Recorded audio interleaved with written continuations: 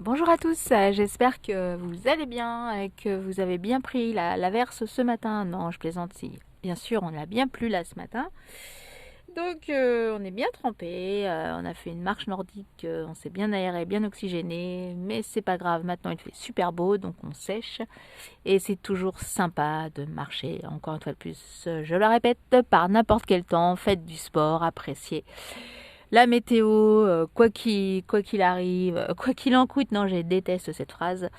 Oxygénez-vous, ça c'est le plus important, de se changer la tête, se vider la tête tout simplement.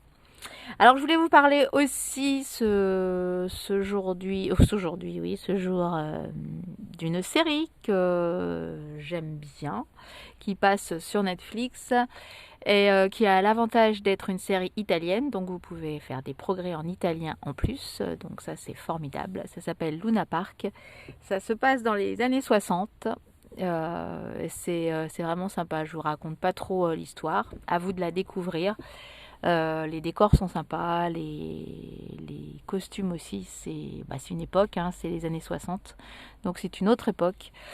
Et je trouve que c'est bon, c'est un mélange, hein, un mélange d'une histoire familiale, en même temps c'est une intrigue. Mais l'avantage c'est que c'est en italien et la série, donc on peut la regarder en italien et ça c'est génial. Moi j'adore regarder des séries si elles sont italiennes, c'est encore mieux, mais j'essaie également de regarder que ce soit des séries alors françaises. On a un petit peu du mal à trouver des sous-titres, enfin des traductions italiennes.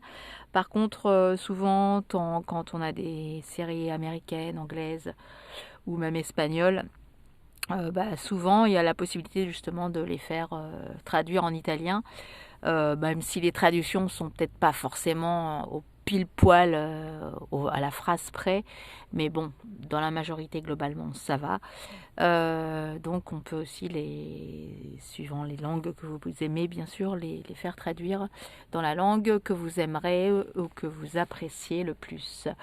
Ce qui est drôle aussi, ce que j'ai pu remarquer, c'est que suivant, si vous regardez des séries italiennes et que vraiment vous les regardez en VO, donc vous allez vraiment avoir le parler italien, le parler de la région, le parler de la ville et puis suivant aussi à quelle époque ça se situe, dans quelle région, dans quelle ville, le langage ne sera pas, le dialecte ne sera pas le même, la façon de parler, rapide, moins rapide, la façon dont on coupe les mots aussi.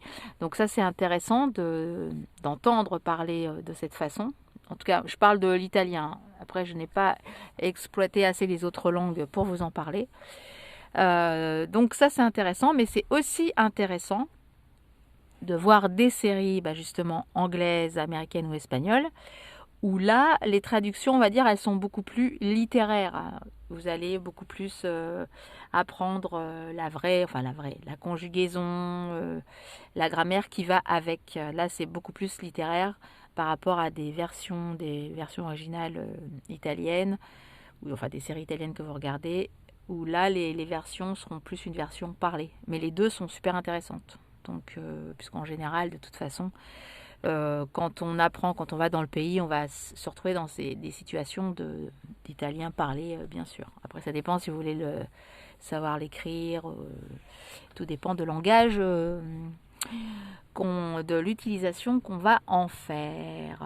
Voilà. Donc ça va pour l'Italie, mais je pense que pour plein d'autres langues aussi, c'est super intéressant. En tout cas, pour progresser dans une langue, écoutez, lisez, regardez des séries en version originale, ça c'est super intéressant. Et puis quand on peut lire aussi des livres. Alors je vous parle encore une fois de plus des livres italiens, on arrive à trouver des livres italiens où vous avez la version française et la version italienne. Comme ça, au moins, on n'est pas trop perdu. Donc, pour le début, en tout cas, ça peut être intéressant. Donc, il y a peut-être moins de choix de livres, mais au moins, on a la version italienne et française. Donc ça c'est intéressant pour un début, ouais, surtout quand vous lisez des romans, vous pouvez très vite faire une confusion dans l'histoire. Bon, c'est pas très grave non plus, hein, mais c'est surtout pour ne pas faire trop de contresens. Par exemple, voilà.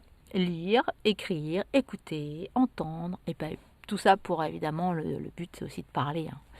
Évidemment, mais plus vous allez entendre, plus ce sera facile pour écouter et puis choper des accents, hein, qui sont pas évidents, évidemment, à choper. Voilà. Eh bien, c'était ma petite version italienne.